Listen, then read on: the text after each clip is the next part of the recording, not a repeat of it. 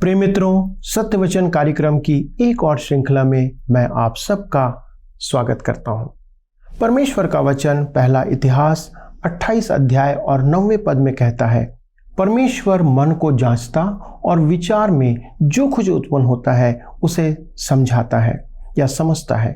यदि तू उसकी खोज में रहे तो वह तुझको मिलेगा, परंतु यदि तू उसको त्याग दे तो वह सदा के लिए तुझको छोड़ देगा। परमेश्वर ने ये कथन सुलेमान से कहा था और अब वह हमें इस वचन के द्वारा जीवन के मूल सिद्धांतों को हम पर प्रकट कर रहा है, ताकि हम इस बात को जान सकें कि परमेश्वर मनुष्य के प्रति अर्थात मेरे और आपके प्रति रुचि रखता है। और जब परमेश्वर हमारे जीवन के प्रति रुचि रखता है तो इसका अर्थ है हम परमेश्वर की दृष्टि में महत्वपूर्ण और अनमोल हैं।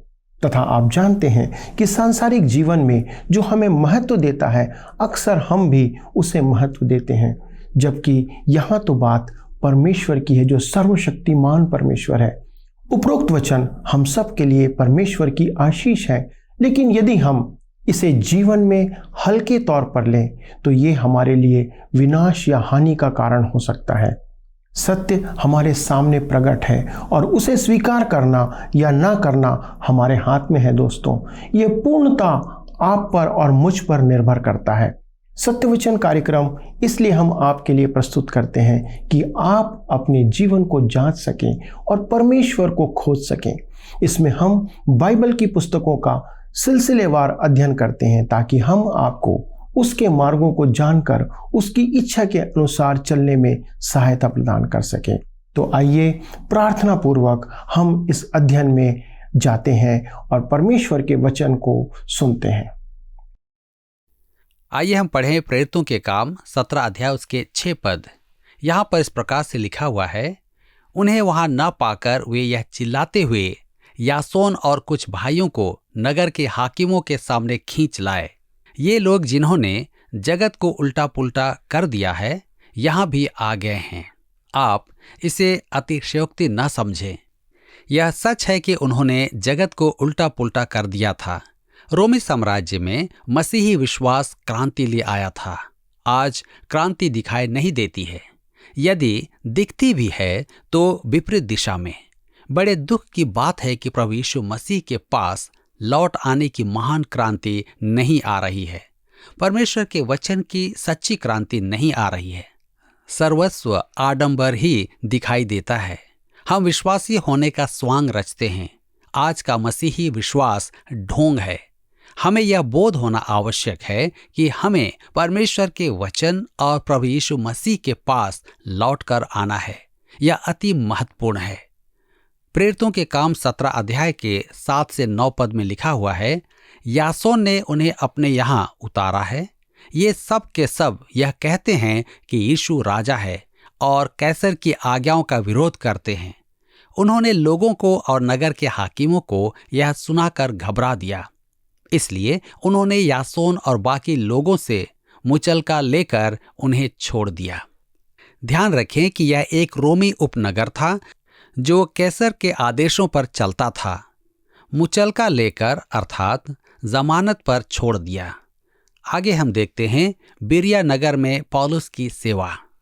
प्रेरितों के काम 17 अध्याय के 10 पद में लिखा है, भाइयों ने तुरंत रात ही रात पौलुस और सिलास को बिरिया भेज दिया और वे वहां पहुंचकर यहूदियों के आराधनालय में गए। आप सोच रहे होंगे कि ऐसी परिस्थितियों में पौलुस हताश होकर पीछे हट गया होगा। जी नहीं, उसकी सेवा में लेश मात्र भी अंतर नहीं आया। वहां से निकलकर वह तटीय प्रदेश में बिरिया नगर आया। लिखा है प्रेरितों के काम 17 अध्याय के 11 पद में, ये लोग तो थिस्सलुनीके के यहूदियों से भले थे और उन्होंने बड़ी लालसा से वचन ग्रहण किया और प्रतिदिन पवित्र शास्त्रों में ढूंढते रहे कि ये बातें यूं ही है कि नहीं। यहाँ के लोग अधिक समझदार थे। उन्होंने धर्मशास्त्र में ढूंढा और विश्वास किया। परिणाम स्वरूप वहां कलीसिया के बारे में अधिक नहीं सुनते हैं। यही अतिरोचक बात है कि जहां सताव बहुत अधिक था वहीं सामर्थी कलीसियाओं की उत्पत्ति हुई। आज की समस्या यह है कि कलीसियाओं पर सताव नहीं है। सच तो यह है कि कलीसिया को मान लिया गया है कि वह है, विश्वासियों को मान लिया गया है कि वे विश्वासी हैं। प्रथम शताब्दी में ऐसा नहीं था। प्रेरितों के काम 17 अध्याय के 12 पद में लिखा है, इसलिए उनमें से बहुतों ने और यूनानी कुलीन स्त्रियों में से और पुरुषों में से भी बहुतों ने विश्वास किया। यहाँ फिर डॉक्टर लूका के कहने का अर्थ है असंख्य जनों ने विश्वास किया। प्रेरितों के काम 17 अध्याय उसके 13 और 14 पद में आगे लिखा है, किंतु जब थिस्सलुनीके के यहूदी जान गए कि पौलुस बिरिया में भी परमेश्वर का वचन सुनाता है, तो वहां भी आकर लोगों को उस्काने और हलचल मचाने लगे। तब भाइयों ने तुरंत पौलुस को विदा किया कि समुद्र के किनारे चला जाए, परंतु सिलास और तीमुथियुस वहीं रह गए। अब पौलुस अकेला ही आगे बढ़ रहा था। एथेंस नगर में पौलुस का प्रचार। प्रेरितों के काम 17 अध्याय के 15 पद में लिखा है, पौलुस को पहुंचाने वाले उसे एथेंस तक ले गए और सिलास और तीमुथियुस के लिए यह आज्ञा पाकर विदा हुए कि वे उसके पास शीघ्र से शीघ्र आएं। पौलुस एथेंस पहुंचकर सिलास और तीमुथियुस की प्रतीक्षा कर रहा था। संभवतः पौलुस ने उन्हें थिस्सलुनीके और बिरिया के विश्वासियों की सुधि लेने भेजा था। प्रेरितों के काम 17 अध्याय के 16 पद में लिखा है, जब पौलुस एथेंस में उनकी बाट जो रहा था, तो नगर को मूर्तों से भरा हुआ देखकर उसका जी जल गया। एथेंस विश्व का सांस्कृतिक केंद्र था और सच तो यह है कि एथेंस का नाम संस्कृति का विचार उत्पन्न कर देता है, परंतु वह मूर्ति पूजा का स्थान था। प्रेरितों के काम 17 अध्याय के 17 पद में लिखा है, अतः वह आराधनालय में यहूदियों और भक्तों से और चौक में जो लोग उससे मिलते थे उनसे हर दिन वाद विवाद किया करता था। मेरे मित्र ने मुझे बताया कि जब वह एथेंस में था तब उस बाजार का भ्रमण कर रहा था।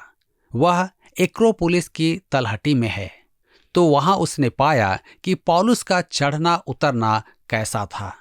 पौलुस तंबू बनाता था और मेरे विचार में उसने वहां कुछ तंबू भी बेचे होंगे और इसी बीच मसीह यीशु की चर्चा भी करता होगा।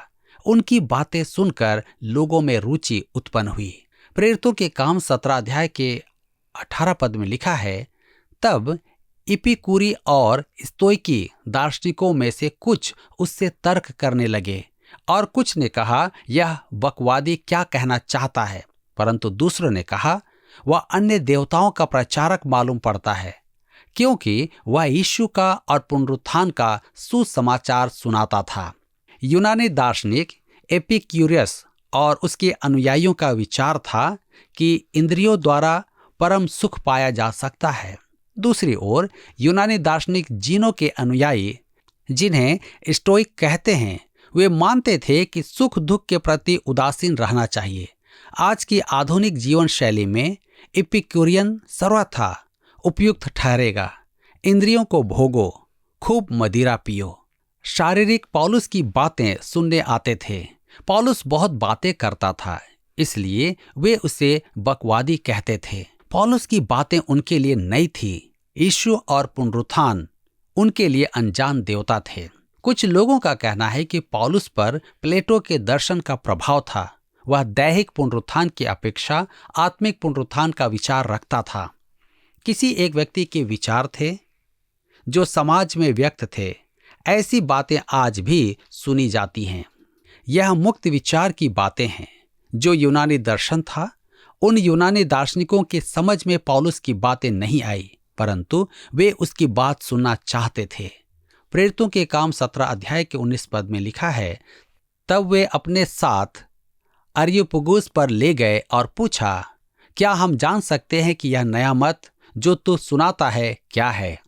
अरियुपगुस एक विचित्र चट्टान है जिसके ऊपर पार्थेनान और उसकी इमारतें बनी हुई हैं।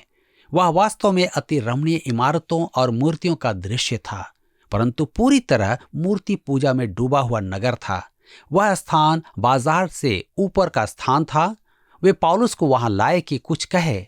अति संभव है कि हर एक प्रचारक जो वहां जाता है, मार्स पर्वत पर खड़ा होकर पौलुस का उपदेश पढ़ता है। वह अत्यंत रोमांचक अनुभव था। उन यूनानी दार्शनिकों ने उससे कहा, तू अनोखी बातें हमें सुनाता है, इसलिए हम जानना चाहते हैं कि इनका अर्थ क्या है। वे और अधिक जानना चाहते थे। वे अज्ञानी थे। वे गलातियों, फिलिपी वासियों, थिस्सलुनीकियों से भी अधिक ज्ञानी थे। क्यों? क्योंकि उनके विचार में वे ज्ञानवान थे। संसार में वचन और सुसमाचार के सबसे असाध्य श्रोता कलीसिया के सदस्य हैं, क्योंकि वे सोचते हैं कि उन्हें इसकी आवश्यकता नहीं है। वे सोचते हैं कि सुसमाचार पापियों के लिए है या किसी और के लिए है। कुछ कलीसियाई सदस्य तुच्छ और पापी होते हैं, परंतु उन्हें अपने लिए उद्धारक की आवश्यकता का बोध नहीं होता है कि पाप से मुक्ति मिले और परमेश्वर के समक्ष ग्रहण योग्य हों। प्रेरितों के काम 17 अध्याय उसके 20 और 21 पद में लिखा है, क्योंकि तू अनोखी बातें हमें सुनाता है, इसलिए हम जानना चाहते हैं कि इनका अर्थ क्या है। इसलिए कि सब एथेंस वासी और परदेशी जो वहां रहते थे, नई नई बातें कहने और सुनने के सिवाय और किसी काम में समय नहीं बिताते थे। आज भी सब नई नई बातें करना चाहते हैं, बुद्धिमानी की बातें करना चाहते हैं, तथापि कहानी वही पुरानी होती है। एथेंस का भी यही हाल था। एथेंस में नकारों की कमी नहीं थी। वे काम नहीं करते थे, बस बातें करते थे, नए नए विचार। पौलुस ने दर्शन में देखा कि मकीदुनिया का एक पुरुष उससे सहायता मांग रहा है, अतः वह समुद्र पार करके मकीदुनिया आया और फिलिप्पुस नगर में उसकी भेंट लुदिया से हुई, जो एशिया माइनर के थुआतीरा नगर से वहां आकर बस गई थी और वह विश्वासी थी।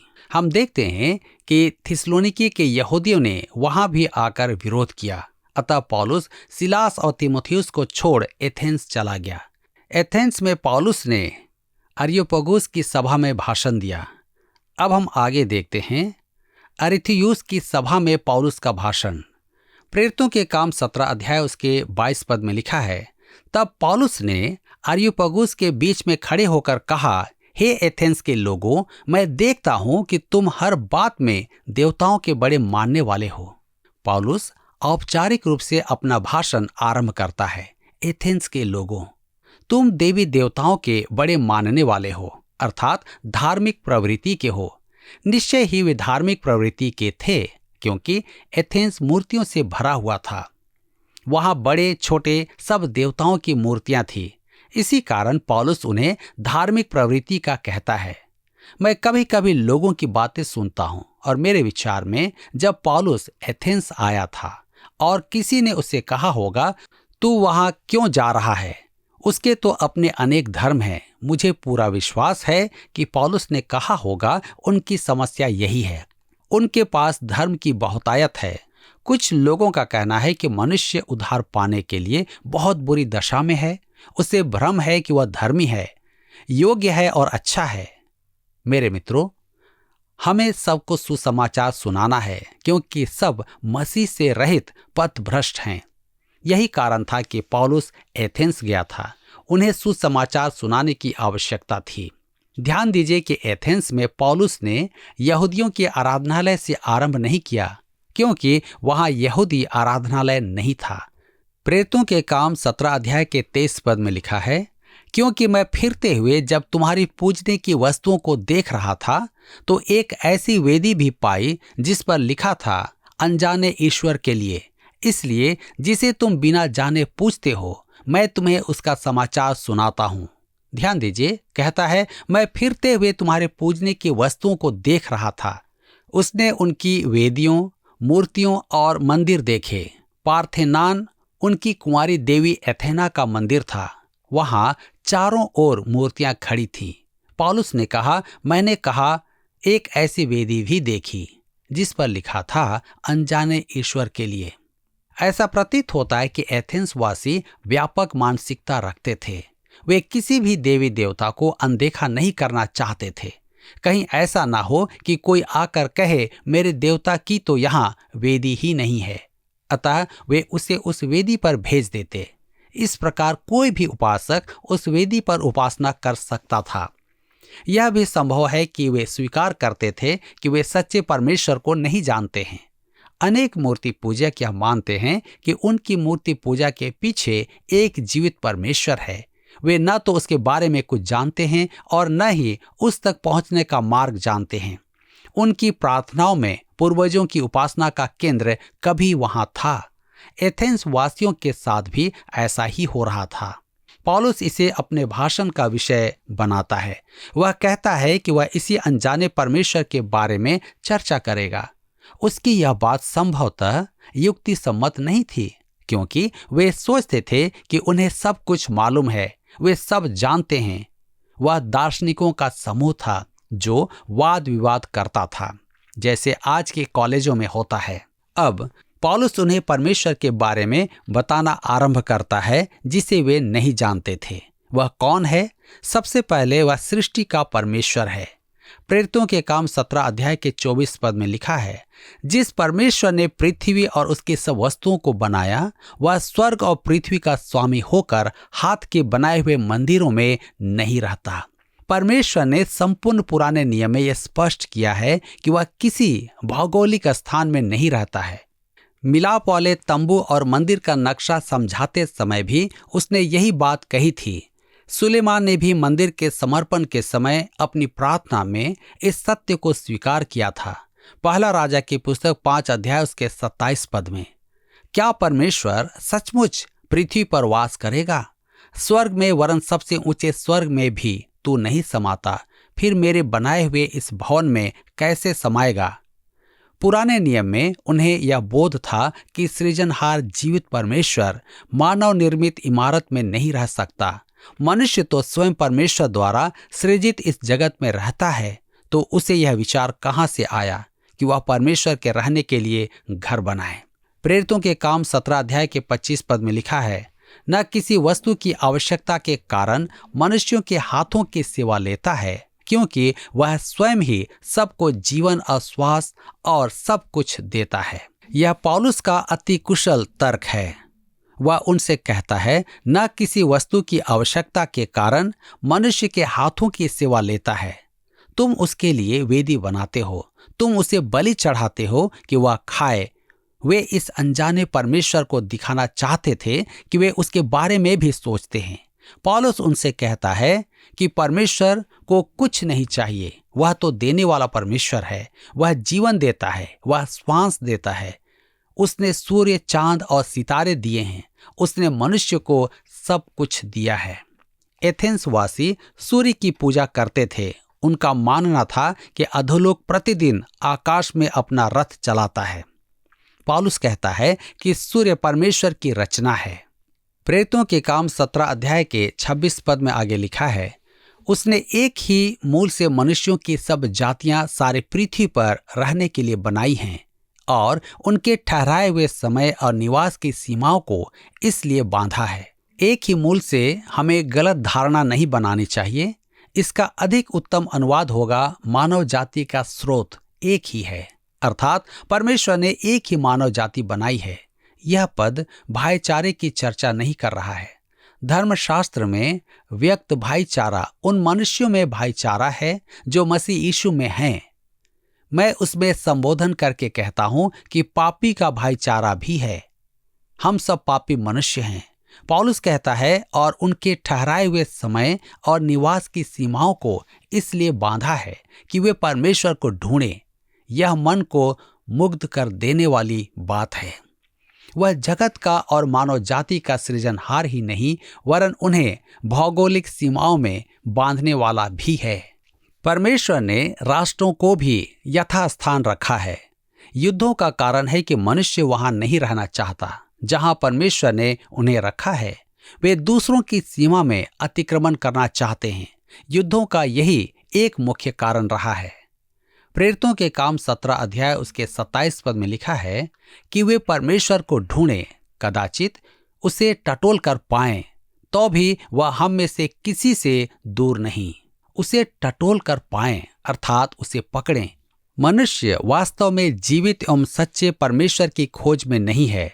वह तो एक मूर्ति खड़ी करके बस उसकी उपासना की खोज में रहता है। मनुष्य खोज में तो है, परंतु जीवित एवं सच्चे परमेश्वर की नहीं।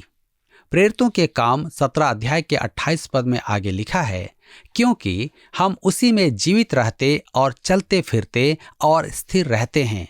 जैसा तुम्हारे कितने कवियों ने भी कहा है, हम तो उसी के वंशज हैं। वह उन्हें परमेश्वर की संतान नहीं, उसके वंशज कहते हैं। वह सृष्टि और सृष्टि के माध्यम से परमेश्वर के साथ संबंधों की बात करता है। उसके कहने का अर्थ यह नहीं कि भ्रम में सब कुछ समाया हुआ है। वह सर्वेश्वरवाद का पक्ष नहीं ले रहा है। उसके कहने का अर्थ है कि हमारा जीवन और गतिविधियां परमेश्वर में ही हमारा अस्तित्व है, परंतु परमेश्वर सृजित जगत से परे है। पौलुस यहाँ उनके कवि अरस्तुस का संदर्भ दे रहा है, जो 270 ईस्वी पूर्व का आत्म संयमवादी था। उसने कहा, हम तो उसी के वंशज हैं। एक और कवि क्लेंथस था, जो 300 ईस्वी पूर्व का था। उसने जीसस की स्तुति में लिखा था, हम तो उसी के वंशज हैं। परंतु पौलुस का अभिप्राय था कि हम परमेश्वर की सृष्टि हैं। प्रेरितों के काम 17 अध्याय के 29 पद में आगे लिखा है, अतः परमेश्वर का वंश होकर हमें यह समझना उचित नहीं कि ईश्वरत्व सोने या रूपे या पत्थर के समान है, जो मनुष्य की कारीगरी और कल्पना से गढ़े गए हों। दूसरे शब्दों में वह कह रहा है कि हमें मूर्तियों की उपासना नहीं करनी चाहिए। उसने परमेश्वर को सृष्टिकर्ता कहा है, अब उसे मुक्तिदाता कहेगा। आइए पढ़ें प्रेरितों के काम 17 अध्याय उसके 30 पद। इसलिए परमेश्वर ने अज्ञानता के समयों पर ध्यान नहीं दिया, पर अब हर जगह सब मनुष्यों को मन फिराने की आज्ञा देता है। ऐसा भी समय था जब परमेश्वर ने मूर्ति पूजा के प्रति आंखें बंद कर रखी थी, परंतु अब जगत में ज्योति आ गई है, इसलिए अब वह सब मनुष्यों को मन फिराने की आज्ञा देता है। ज्योति उत्तरदायित्व लाती है। परमेश्वर ने अब तक जो किया वह उसका सृजन कार्य था, और अब जो वह कर रहा है वह उसका मुक्ति कार्य है। अब वह परमेश्वर को भावी न्यायकर्ता बता रहा है। आइए पढ़ें प्रेरितों के काम 17 अध्याय उसके 31 पद।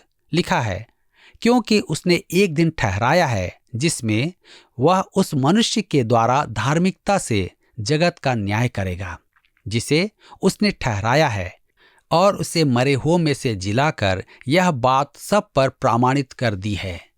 परमेश्वर का न्याय सिद्ध होगा। न्यायकर्ता वह होगा जिसके हाथ कीलों से छिदे हैं, और वह मृतकों में से जी उठा है। पौलुस हर जगह हर समय यीशु के पुनरुत्थान की चर्चा करता है। मसीह यीशु का पुनरुत्थान सबके लिए एक घोषणा है। इसी के द्वारा परमेश्वर सब मनुष्यों को न्याय का विश्वास दिलाता है। प्रेरितों के काम 17 अध्याय के 32 पद में हम आगे पढ़ते हैं, मरे हुओं के पुनरुत्थान की बात सुनकर कुछ तो ठट्ठा करने लगे, और कुछ ने कहा, यह बात हम तुझसे फिर कभी सुनेंगे। उन्होंने ठट्ठा क्यों किया?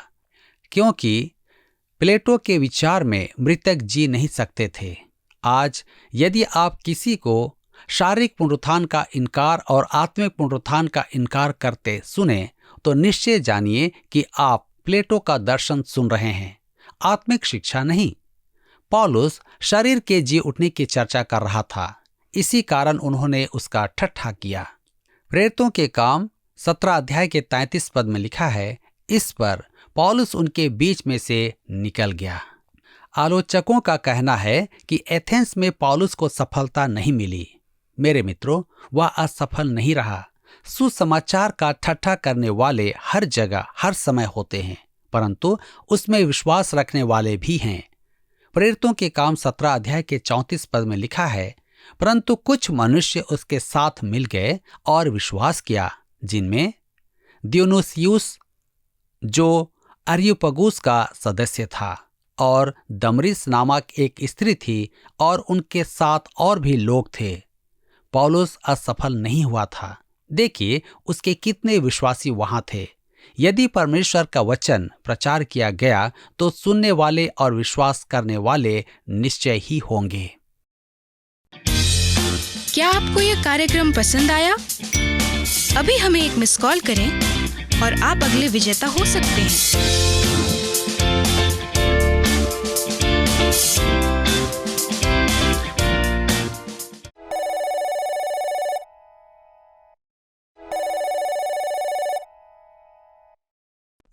मित्रों, यदि यीशु मसीह मृतकों में से नहीं जी उठा तो सुसमाचार आशा का संदेश नहीं होता। यदि यीशु मसीह सिर्फ पैदा होता और मृतकों में से जी नहीं उठता तो संसार का इतिहास दो हिस्सों में कभी भी विभाजित नहीं होता।